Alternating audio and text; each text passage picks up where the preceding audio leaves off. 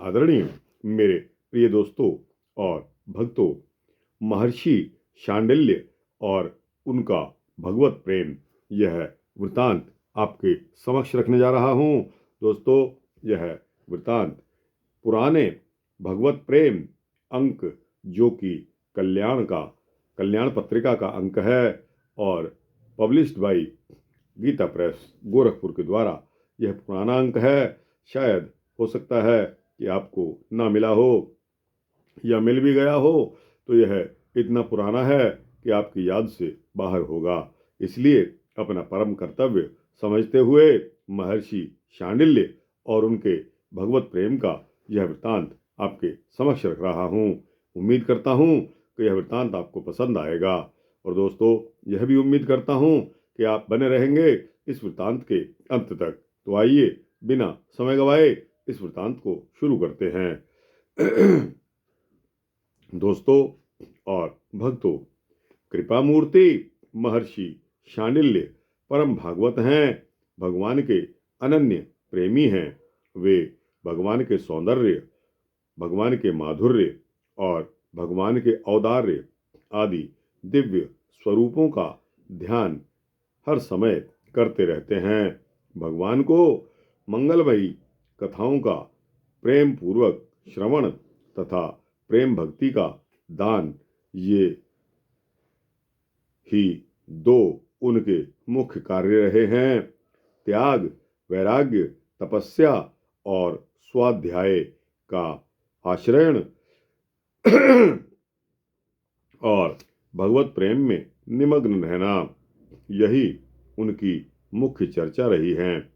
पद्म पुराण ने बताया है कि महर्षि शांडिल्य भगवान की लीला स्थली परम पावन चित्रकूट धाम में रहते हुए श्रीमद् भागवत की कथाओं का पाठ करते हुए ब्रह्मानंद निमग्न रहते हैं।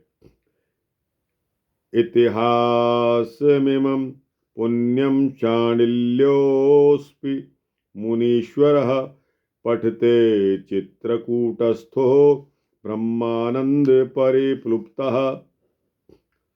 यह श्रीमद् भागवत में आया है, पुराणों में आया है कि कश्यप वंशी महामुनि देवल के पुत्र ही शांडिल्य नाम से प्रसिद्ध हुए हैं।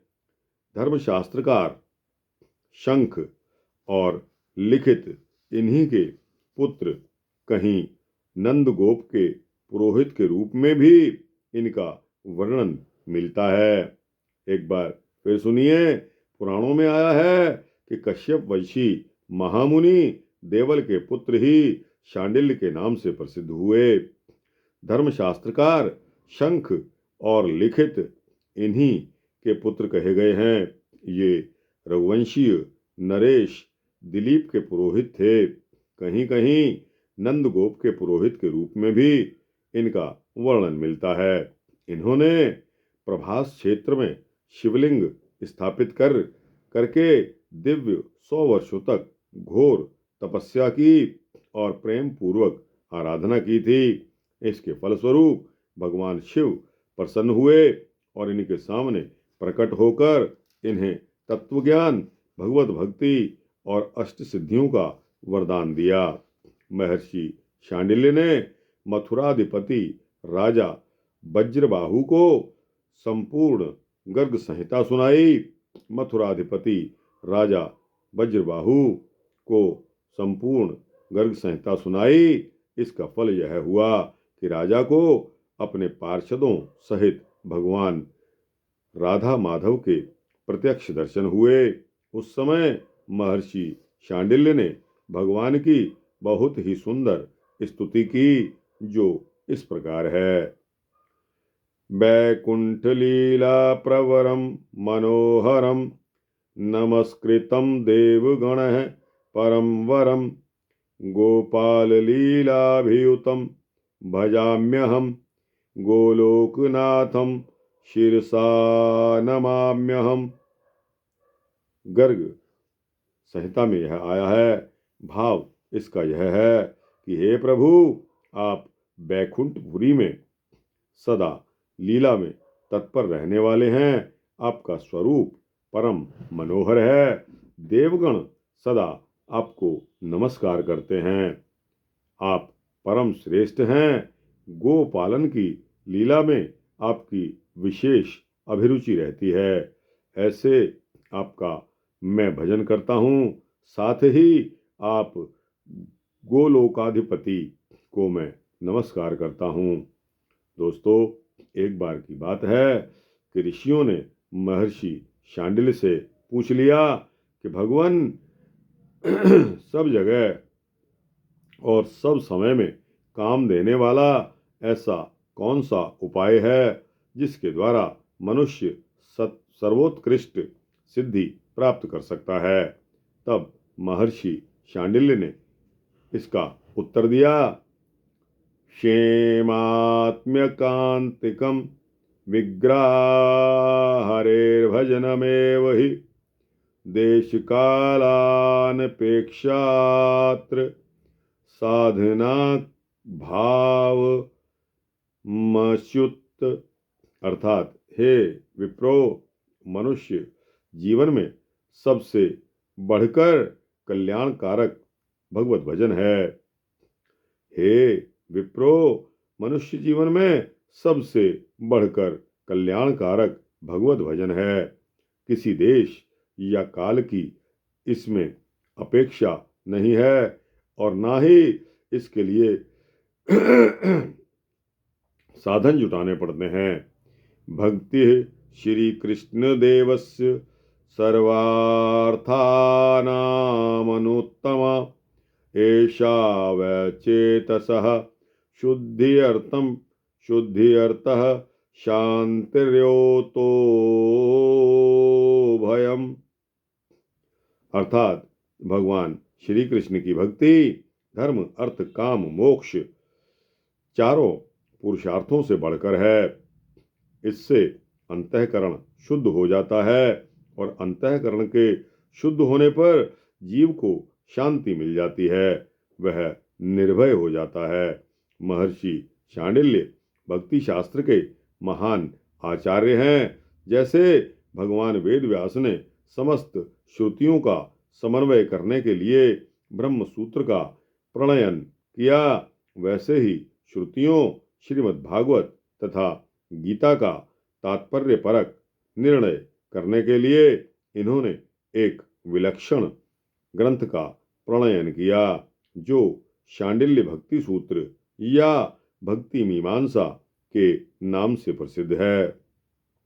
यह स्वरूप में जितना ही लघु है, महात्म्य में उतना ही बृहद है। इसमें छोटे छोटे 100 सूत्र हैं। इन सूत्रों में उन्होंने प्रेम, प्रेमी तथा प्रेमास्पद का जो सुंदर वर्णन किया है, वह अन्यत्र दुर्लभ है, यानी कहीं नहीं मिलता। इनके नाम से एक उपनिषद भी प्राप्त है, जिसमें इन्हें योग ज्ञान के विशिष्ट जिज्ञासु एवं आचार्य के रूप में निर्दिष्ट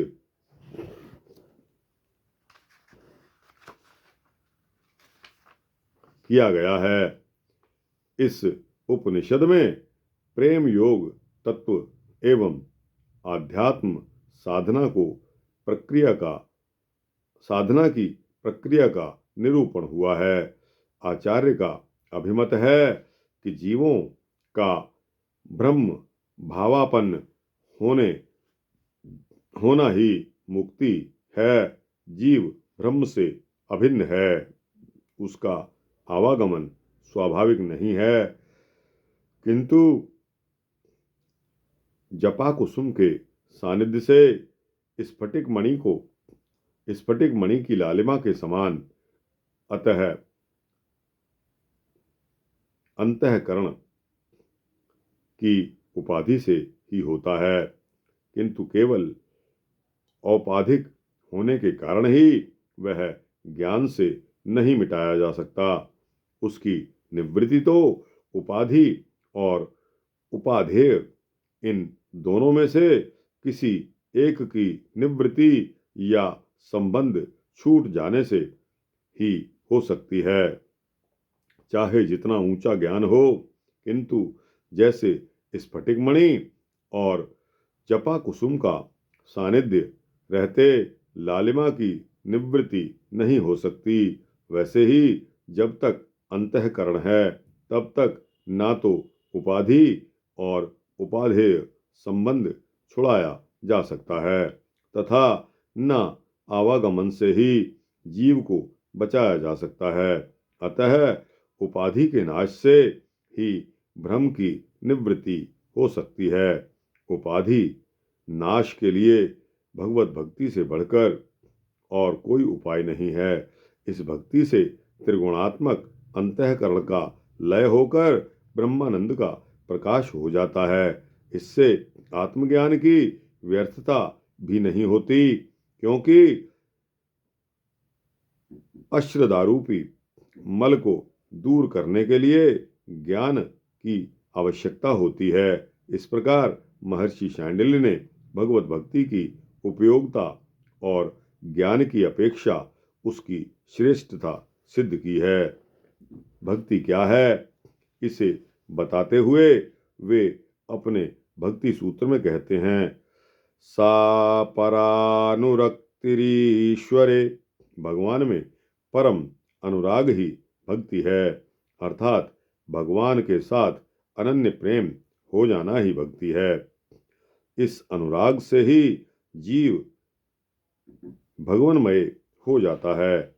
उसका अंतःकरण के रूप में पृथक न रहकर भगवान में समा जाता है। यही मुक्ति है। भगवान के सर्वोपरि गुण को बताते हुए महर्षि शांडिल्य कहते हैं, मुख्यम तस्य ही कारुण्यम। शांडिल्य सूत्र 49, अर्थात भगवान का मुख्य गुण है कारुण्य या दयालुता। परमात्मा परम दयालु हैं, कृपालु हैं, कृपा सागर हैं। इस बात को सदा ध्यान में रखते हुए प्रेम पूर्वक उनकी आराधना करनी चाहिए। इससे भगवत विश्वास में वृद्धि होगी, भगवत विश्वास में वृद्धि होगी और भगवान में अनन्य प्रेम होने में परम सहायता प्राप्त होगी। करुणा वरुणालय, प्रभु करुणा कृपा की वर्षा कर जीवों का उद्धार कर देते हैं। महर्षि शांडिल्य विरचित यह भक्ति सूत्र बड़े ही महत्व का है।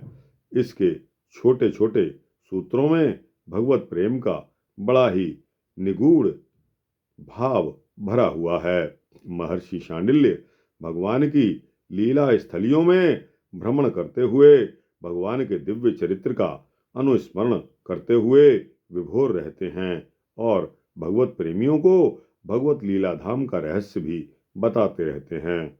एक बार ऐसे ही भ्रमण करते हुए महर्षि शांडिल्य ब्रजभूमि में पहुंच गए और महाराज परीक्षित तथा राजा वज्रनाभ की प्रार्थना पर उन्होंने उन्हें भगवान की अंतरंग प्रेम लीला स्थली ब्रजभूमि का रहस्य बताते हुए कहा कि प्रिय परीक्षित जी और वज्रनाभ जी, मैं तुम लोगों को ब्रजभूमि का रहस्य बतलाता हूँ, तुम दत्तचित्त होकर सुनो। ब्रज शब्द का अर्थ है व्याप्ति। इस वृद्ध वचन के अनुसार व्यापक होने के कारण ही इस भूमि का नाम ब्रज पड़ा है। सत्व, रज एवं तम, इन तीनों गुणों से अतीत जो पारब्रह्म है वही व्यापक है, इसलिए उसे ब्रज कहते हैं। वह सदानंद स्वरूप परम ज्योतिर्मय और अविनाशी है। जीवन मुक्त पुरुष उसी में स्थित रहते हैं। इस पारब्रह्म स्वरूप व्रजधाम में नंदनंदन भगवान श्री कृष्ण का निवास है। उनका एक एक अंग सच्चिदानंद स्वरूप है। वे आत्माराम और आत्म-काम हैं। प्रेम रस में डूबे हुए रसिक जन ही उनका अनुभव करते हैं। भगवान श्री कृष्ण की आत्मा है राधिका, उसमें रमण करने के कारण ही रहस्य रस के मर्मज्ञ ज्ञानी पुरुष उन्हें आत्माराम कहते हैं। काम शब्द का अर्थ है कामना यानी कि अभिलाषा। ब्रज में भगवान श्री कृष्ण के वांछित पदार्थ हैं गौवें, ग्वालवाल, गोपियां और उनके साथ लीला विहार आदि। वे सब के सब यहाँ नित्य प्राप्त हैं। इसी से श्री कृष्ण को आप्तकाम कहा गया है। भगवान श्री कृष्ण की यह रहस्य लीला प्रकृति से परे है। वे जिस समय प्रकृति के साथ खेलने लगते हैं उस समय दूसरे लोग भी उनकी लीला का अनुभव करते हैं। प्रकृति के साथ होने वाली लीला ही रजोगुण, सत्वगुण और तमोगुण के द्वारा सृष्टि, स्थिति और प्रलय की प्रतीति होती है। इस प्रकार यह निश्चय होता है कि भगवान की लीला दो प्रकार की हैं, एक वास्तविक और दूसरी व्यवहार की। वास्तविक लीला स्वयं वैद्य है, उसे स्वयं भगवान और उनके रसिक भक्तजन ही जानते हैं। जीवों के सामने जो लीला होती है वह व्यवहार की लीला है। वास्तविक लीला के बिना व्यवहार की लीला नहीं हो सकती, परंतु व्यवहार की लीला का वास्तविक लीला के राज्य में कभी प्रवेश नहीं हो सकता। स्कंद पुराण के अंतर्गत श्रीमद् भागवत महात्म्य अध्याय पहले का 11वां से 26वां श्लोक। छांदोग्य श्रुति में आपके द्वारा उपदिष्ट विद्या को शांडिल्य विद्या के नाम से अभिहित किया गया है। उसमें आपने बताया है कि सारा ब्रह्मांड ब्रह्म है। इसका कारण यह है कि परमात्मा तंजलानिति है, अर्थात यह संसार उसी परमात्मा से उत्पन्न होता है, उसी में लीन होता है और उसी से प्रतिपालित होता है। पुरुष भावनामय है, उसकी जैसी भावना होगी वैसी ही उसे गति मिलेगी। परमात्मा सत्य संकल्प, सर्वकर्ता तथा सर्वगत हैं। वे दयालु हम लोगों के हृदय में ही विराजमान हैं। यदि हम लोग उनका आश्रय लें तो उन्हें अवश्य प्राप्त कर सकते हैं, इसमें कोई संदेह की बात नहीं है। सर्व खलिदम ब्रह्म तंजलानिति शांत उपासीत एतद् ब्रह्मैतमितः प्रेत्मा प्रेत्याभिसंभवितास्मीति। छंदोपनिषद अध्याय 3 में 14वां श्लोक आता है। इस प्रकार भगवत प्रेमी महर्षि शांडिल्य जी ने भगवान की प्रेमा भक्ति का उपदेश देकर जीवों पर महान अनुग्रह किया है, जीवों पर महान कृपा की है। तो दोस्तों, यह सूक्ष्म वृतांत मैंने आपको कल्याण के पुराने अंक से सुनाया, जिसमें महर्षि शांडिल्य और उनका भगवत प्रेम का यह वृतांत है। यह वृतांत यहाँ समाप्त होता है। आपको कैसा लगा? अच्छा लगा हो तो इसको लाइक और शेयर करते हुए अपने दोस्तों, भक्तों, मित्रों, जिज्ञासुओं तक पहुँचाना। दोस्तों, कमेंट सेक्शन में अपने कमेंट्स अवश्य देना। और दोस्तों, इस चैनल को सब्सक्राइब कर लेंगे तो आपको इसी तरह के सूक्ष्म भक्ति वृतांत समय से मिलते रहेंगे। जय श्री राधे कृष्णा, जय श्री कृष्णा।